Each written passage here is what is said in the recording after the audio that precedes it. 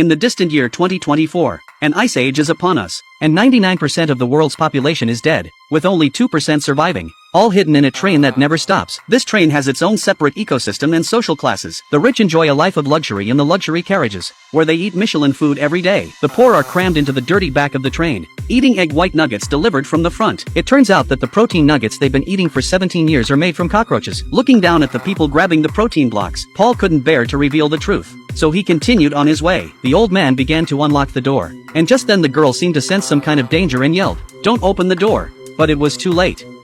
As the steel door slowly opened, they were greeted by a large number of burly men wearing hoods and wielding axes. But strangely, they were all blindfolded. And then the rich man's housekeeper stepped forward. In a strange turn of events, all the soldiers took their night market equipment with them, because the train was about to enter the tunnel. The poor had no time to evacuate. In the darkness of the carriages, they were like lambs about to be slaughtered. Without the night market equipment, the poor were powerless to resist.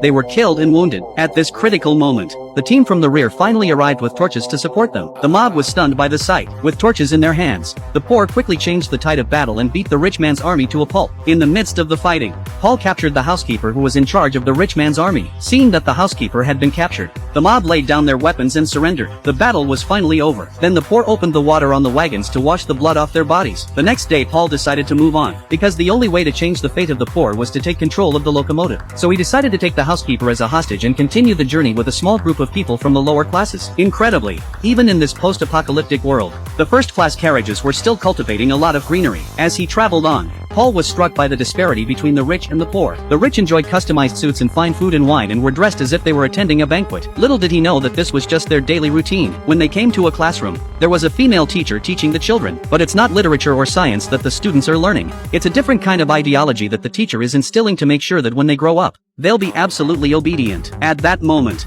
a bald man suddenly arrived with a cart full of eggs. He not only distributed eggs to the children, but also to the poor at the end of the cart. But just as everyone's guard was down, the bald man suddenly pulled a submachine gun out of the cart.